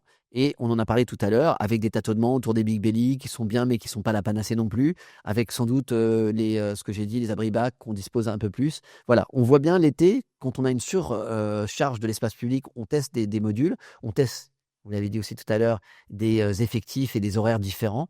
Ça marche, quand ça marche, il faut le garder. Et donc, on va continuer à faire ça, c'est-à-dire avoir des capacités plus grandes. Voilà, mais quand même, il demeure qu'on n'a rien, on a beau faire. Moi, il y a une notion que je voulais aborder aussi, c'est celle des points noirs. Vous avez vu ces architectes, il y avait des deux architectes urbanistes qui avaient fait un truc très très bien. Je les ai rappelés, moi je les ai vus beaucoup dans mon bureau. On m'a dit que j'étais le seul à les avoir rappelés. Ils avaient fait une expo au pavillon d'Arsenal où ils avaient présenté une carte des points noirs. Les points noirs, tout le monde les connaît. Les points noirs, chacun en a un bas de chez soi. C'est un endroit qui, généralement depuis des années, souvent depuis 10 ans, parfois 20 ans, sont des endroits où quoi qu'il arrive, tous les jours, vous avez des dépôts, des mains, des anonymes qui viennent jeter sans appeler les encombrants, alors que c'est gratuit de le faire et que ça prend 10 secondes. 39,75. Viennent jeter des ouvriers qui savent que c'est un endroit où ils peuvent, au lieu de le faire ce qu'ils sont censés faire, leur obligation, c'est d'aller à la décharge, bah, ça leur coûte moins cher de balancer des résidus de travaux là. Il y a des jets d'encre, il y a des tags. Et souvent, ça prend. Rien n'y fait. Moi, il y a des comme ça des endroits où j'ai essayé. Il y a des endroits où ça a marché. On a enlevé un point de collecte, par exemple, de textiles. Vous savez, ces bornes. Moi, Oui. je crois de moins en moins à Elles ont ces été bornes. ouvertes, Je crois de moins en moins à ces bornes. Je pense que c'est extrêmement important de collecter des vêtements et de les redistribuer, mais qu'il faut le faire en s'appuyant encore une fois sur des dispositifs humains. Quand c'est à la Croix-Rouge, ça marche. Quand c'est à la Oui. mairie, ça marche. Quand c'est appuyé à Emmaüs, Des années dans un ça lieu, marche. exactement. Mais les mettre dans des lieux anonymes, souvent, on les retrouve vandalisés et ça suffit. Donc, on en a enlevé quelques-uns. Parfois, ça a marché. Parfois, Ludovic, ça n'a pas marché, ça n'a pas suffi. Je pense à des tas d'endroits que je pourrais citer. En Buteau, il y a un endroit.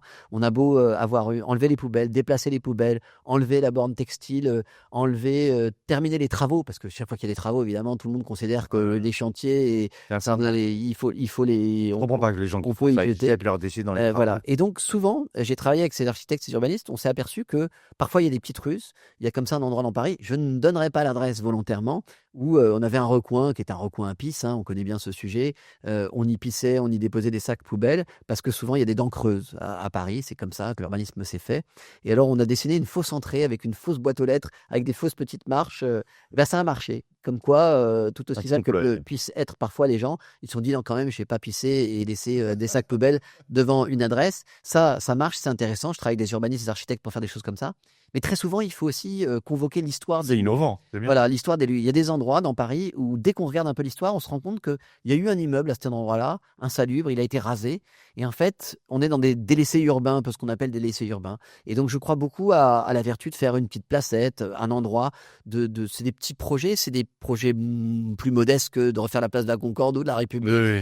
Mais moi, je crois beaucoup à cet urbanisme ultra local qui se fait avec les habitantes et les habitants, parce que eux ont la mémoire des lieux. Et quand il y a un point noir, et ben souvent c'est un mini projet d'architecture, d'urbanisme qui peut le résoudre. Donc voilà, je vous esquisse déjà un peu un projet pour la ville de Paris. Mais alors, j'ai 2 exemples à vous donner par rapport aux poubelles supprimées. Vous connaissez la rue des Deux Boules, c'est en face en face d'une station de métro. Il y avait une poubelle qui était là, donc une bagatelle. Et on l'a changée 5 à 6 fois par jour. D'accord ? Donc ça fait déjà 660 litres de déchets. Je vois bien la rue des Deux Boules, c'est une rue dans laquelle on pourrait tourner un film des années 50, tellement elle n'a presque pas bougé. Exactement. Elle est juste derrière Châtelet, là. Ouais. Elle est juste à côté de votre atelier, d'ailleurs. Oui, exactement. Et du coup, il n'y a plus la poubelle. C'était toujours dégueulasse là-bas. Toujours. On avait beau, on changeait les sacs, etc. Mais depuis qu'on a supprimé la poubelle, c'est propre. Oui, vous avez raison. C'est ce que je disais tout à l'heure. Parfois, on tâtonne, on expérimente. La propreté, on n'a pas de science. Il n'y a pas une solution qui marche à Helsinki et à Paris. Il n'y a même pas une solution qui marche à Paris dans telle rue et dans telle autre. Donc, on tâtonne un peu. Il n'y a aucune solution miracle. C'est-à-dire que d'enlever toutes les poubelles ou d'en mettre à tous les coins de rue, ça ne marche pas. Et après, parfois, on arrive à trouver la solution. On déplace une poubelle, on change le mobilier et ça marche. Et parfois, ça ne marche pas. Et là, il faut se pencher un peu plus sur la question, regarder l'histoire. Pourquoi à tel endroit on dépose systématiquement depuis 20 ans des encombrants et faire un mini-projet urbain. Voilà, j'ai des exemples en tête. Et parfois, il a fallu faire un petit détour. On a résolu le truc, mais on a planté un petit jardin, on a fait une petite placette. Et c'est autant de gagner pour les Parisiennes et les Parisiens. Nous allons finir cette séquence, mais alors par contre, ça n'a pas des moindres. La fin va être bien. Pouvez-vous noter la propreté à Paris sur 10 ? Et si vous avez un mot professionnel et aux Parisiens, aux Parisiennes, mais je veux d'abord votre note. Soyez objectif. Je ne pourrais pas, Ludovic, noter la propreté parce que c'est vrai. Souvent quand on parle de ça, non mais parce que souvent quand on parle de propreté, je dis c'est un 10 sur 10. Non mais c'est un sujet trop large. Non, 10 sur 10, ce serait personne n'est parfait. Ça serait pas faire cas de tout ce qu'on a tous des frustrations. Voilà, vous aussi quand vous arrivez le matin, vous d'abord, vous le premier quand vous arrivez le matin et que vous voyez que les gens ont fait de vos poubelles une pyramide d'Égypte de saleté, c'est extrêmement frustrant. Donc il y a des tas d'améliorations possibles si je donnais 10 sur 10, mais surtout, je pense qu'on n'a pas la même note partout. Et quand il y a quelques années, j'ai organisé un séminaire pour essayer d'essayer de décomposer la question de la saleté. Quand les gens disent c'est sale, Paris, de leur dire ok, qu'est-ce qui est sale, à quelle heure, à quel endroit? Parce qu'en fait, la question de la propreté, elle se décompose en plein de mini-sujets. Il y a des sujets sur lesquels on fait mieux aujourd'hui que hier et d'autres où c'est pas le cas. Pourquoi ? Parce que d'abord, les usages ont changé. Le nomadisme, d'abord, la place publique a augmenté. Et ça, c'est quelque chose dont on doit être fier. On a beaucoup plus de places piétonnières. On a beaucoup plus d'espaces qui sont partagés par les Parisiennes et les Parisiens. Mais oui, bien sûr, ça induit des comportements aussi. Je parlais des quais autrefois. C'est vrai que quand il y avait des voitures, c'était plus propre. C'était peut-être pas plus propre, c'est sûrement beaucoup plus pollué, mais c'était plus propre. Quand il y avait des voitures qui passaient, les gens venaient pas pique-niquer, ils laissaient pas des miettes, des sacs et des bouteilles. Et donc, on a redonné plus d'espace public. C'est pour ça que la solution, elle est sans doute par plus de personnel aussi, mais plus de police municipale. La police municipale, c'est la police de l'espace public. J'ai des collègues qui font les concours et qui passent Ouais, qui passent à la c'est très bien. Et ils je font pense les qu'il passerelles. je pense que c'est hyper important parce que je pense que des gens qui Ils viennent sont de la enchantés. propreté, ils ont une compétence qui est précieuse pour la police. Donc, Ils on connaissent a le des, terrain. on a des usages qui ont changé, beaucoup plus de kilos. On le voit bien hein, quand on regarde des volumes d'ordures qu'on ramasse, ils sont en croissance exponentielle. D'une certaine manière, ça trahit une plus grande appropriation de la ville et c'est bien. Ça veut dire qu'il y a plus de Parisiennes, de Parisiens, de jeunes qui ont des espaces pour sortir de chez eux, pour venir se balader dans le plus bel endroit du monde, le long de la Seine. Mais ça veut dire capitale du monde. ça veut dire Disons qu'il le. faut s'adapter et qu'on n'y est pas encore totalement en termes d'adaptation. Et puis, il y a des sujets qu'on a, allez, si je dis qu'on les a résolus, on va me dire que t'es fou. Mais rappelez-vous les crottes de chien. Oh là là. Dans cet exemple. Quand j'étais petit, que j'allais à l'école, on rigolait toujours, pied gauche ou pied droit. Il fallait marcher du pied gauche. Sont où Parce les que motocross ça portait bonheur. Jacques Chirac avait essayé le oui, motocross. bah On oui. se rappelle de l'investissement massif dans les motocross. Bah oui. Ça n'avait pas d'ailleurs fonctionné. C'était très spectaculaire, mais ça ne fonctionnait pas. La moto, vous savez, puisque vous avez le métier, on est trop distant de la chose et ça n'avait pas marché. Ce qui avait d'ailleurs marché, finalement, ça a été une forme de pénalisation ou en tout cas de verbalisation. Verbalisation. Quand on a commencé à verbaliser, ça a marché. Alors, bien sûr, il y a des endroits qui restent Vous savez combien de compliqués. personnes tombent dans la rue Non, quand ils marchent sur une dites-moi, Ludovic. selle canine par an? Combien de Non, personnes? 150. Mais alors, ça me paraît, à mon avis, c'est rien, mais rien du tout par rapport à ce que c'était dans les années 80 ou les années même 90 encore. Moi, je me souviens quand j'étais môme, on ne sortait pas dans la rue sans marcher dans une crotte de chien. Oui. Et bon, on a à peu près C'est résolu le amélioré. problème. Ce qui est d'autant plus étonnant qu'il y a de plus en plus de chiens et qu'il faut trouver des solutions. Mais on s'est amélioré sur ça. Donc, je dirais que la propreté, c'est une série de problèmes qu'on arrive à résoudre. Souvent, ça met beaucoup de temps. Et tout l'objectif, c'est d'arriver à y réfléchir avec vous, avec Bon, les j'ai compris, j'aurai pas ma note. je noterais, si je noterais les différents sujets de propreté. D'accord. Bon. Donc, Et ça serait pas la même note partout. Ça serait pas la même note sur tous les sujets. il y aurait la moyenne partout? Ah, il y a des sujets, je pense qu'on n'a pas la moyenne. Il y a des sujets où on a 10 sur 10. Allez. Allez. Nous allons passer à la dernière séquence. Et pas des moyens, vous allez répondre juste par oui et par non. Ça va aller? Pas droit à Oui. aucune autre réponse. Bon, on va pouvoir argumenter quand même. Hein. Allez, on y va. Avez-vous déjà jeté par terre? Bien sûr. Donc oui. Il y a longtemps, hein. Il y a très longtemps. Quoi? Quand j'étais jeune, je pense que comme tout le monde, on jetait des mégots, des. Vous avez fumé donc? Oui. Ok. Oui, ça m'arrive encore d'ailleurs. D'accord.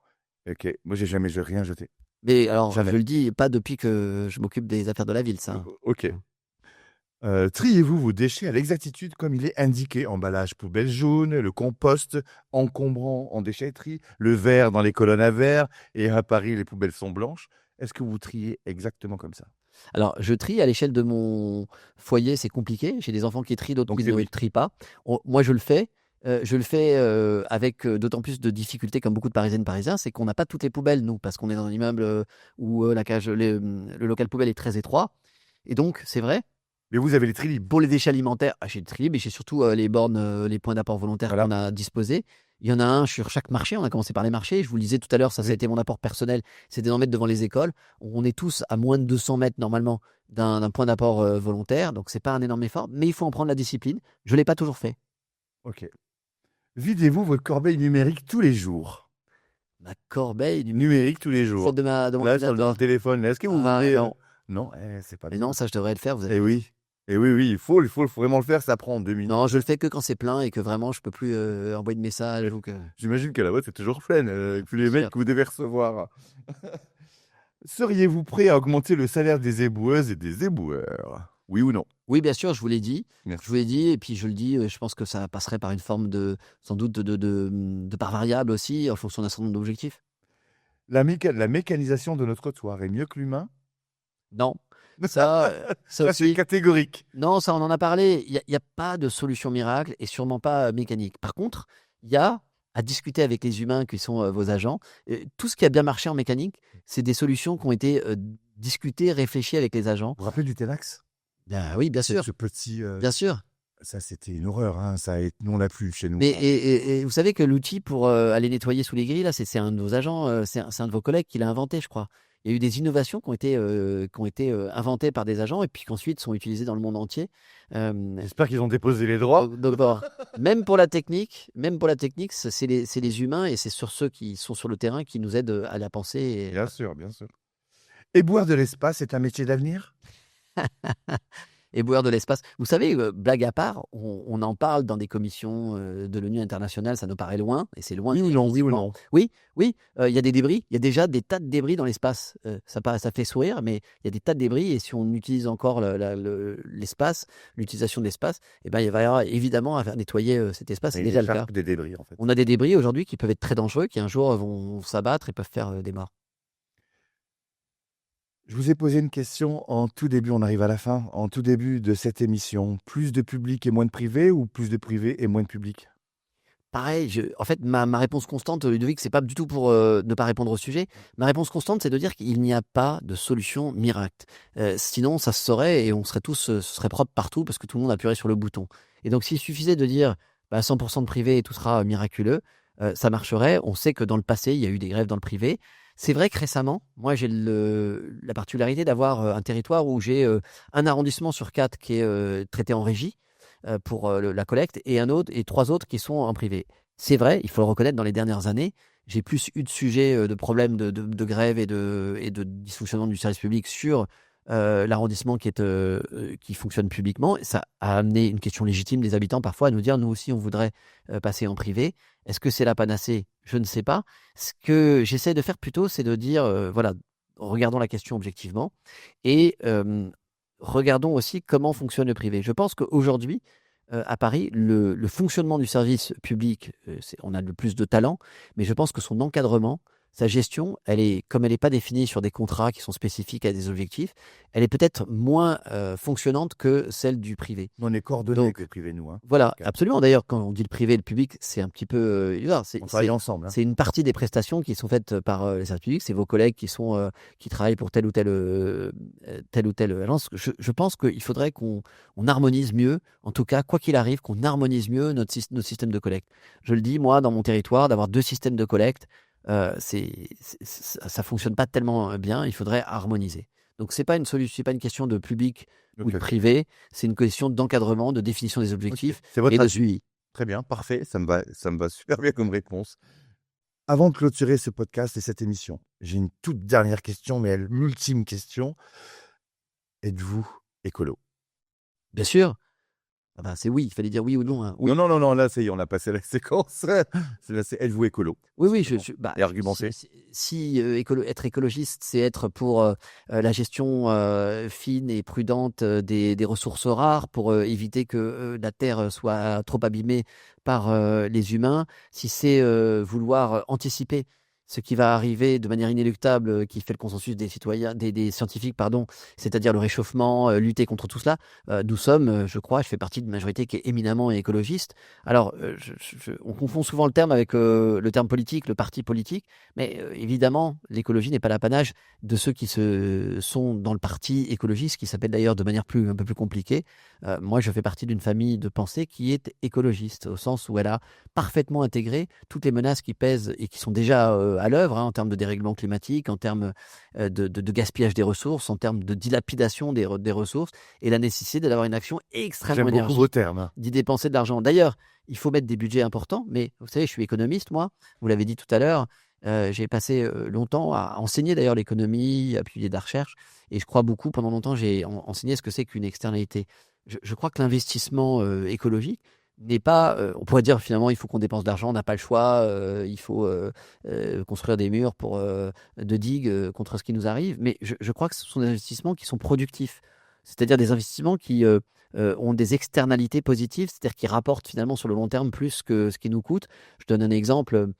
Quand on a fait des pistes cyclables, si aujourd'hui il faut qu'on arrive à pacifier les relations entre tous les usagers, mais la création de pistes cyclables et l'explosion de l'utilisation du vélo qui s'en est suivie, qui pose des problèmes, je le dis encore une fois, de cohabitation sur l'espace public qui sont sérieux et qu'il faut traiter. Mais c'est d'abord une extraordinaire nouvelle pour notre santé. C'est une diminution de la pollution, c'est une amélioration de la qualité de l'air, donc une diminution des coûts de traitement de l'air, une diminution des maladies qui coûtent très cher à la sécurité sociale, indépendamment du fait qu'on n'a pas envie que les gens meurent ou soient malades. Il n'y a pas Paris-Récire. Ça coûte très cher, bien sûr. C'est une fois ça coûte très cher. Ça coûte très cher. Une amélioration de la santé des gens, ceux qui sont à vélo ont moins de problèmes cardiaques. J'ai pas besoin de vous dire ce que c'est que le budget de la sécurité sociale. une diminution des coûts d'entretien de notre patrimoine. Vous savez, en Italie, quand ils ont fait des zones à trafic limité, c'était d'abord pour le patrimoine, parce qu'ils voulaient entretenir ce qui était leur joyau, leur actif numéro un, c'est-à-dire les belles pierres, le patrimoine. Et c'est d'abord sur ça qu'ils ont fait des zones à trafic limité, avant même de penser à la santé des habitants. Bon, c'est tous ces objectifs qui sont atteints. Je travaille avec des économistes pour essayer de l'estimer. On n'a pas de modèle vraiment très très fiable, mais ce dont je suis persuadé aujourd'hui, c'est que 1 milliard d'euros investis dans la transition écologique, dans la réduction de la pollution, dans la réduction du bruit, eh bien, c'est plusieurs milliards d'euros d'économiser Économiser, oui. sur notre santé, sur l'entretien de notre patrimoine, de nos rues. Et donc, c'est des investissements qui sont intelligents. Donc, finalement, je vous le dis, je suis écologiste, mais notamment parce qu'il est rationnel d'être écologiste. Nous arrivons à la fin. Ça y est, c'est la fin de cette émission. Par contre, avant de nous quitter, je vais vous faire un cadeau. J'espère que vous allez apprécier. Il est bien caché ici. Je voulais pas je voulais pas vous le montrer. Il est par là. Non, ce que ça va être. Où il est où? Il est où? Attendez. Il est là. J'ai hâte. Il est plastifié, tout magnifique. Regardez-moi ça. Non, c'est pas celui-là. Il est où? Voilà. Il est ici. Ah, merci, magnifique. C'est vous qui avez dessiné? Non, c'est pas moi, c'est mon dessinateur. Il s'appelle Nico. Nico, ah bah, je vois, il s'est signé. Et voilà, donc j'espère que ça fera un bon souvenir de votre Merci. passage Merci beaucoup. dans OPP. Il est bien plus chic que moi, hein. Et moi, j'en ai un, vous allez me le signer. Bien sûr. Et Magnifique. par Je la vais mettre dans mon suite, bureau. si vous êtes d'accord par la suite, moi, je suis en train de faire une BD là actuellement. Et il va y avoir un spécial. Et je vais faire une spéciale justement de tous les podcasts qu'il y a eu. Et tous les invités ont leur croquis comme ça. Génial, vous n'avez pas trop fait ma calvitie là derrière, ça ne Non. doit pas.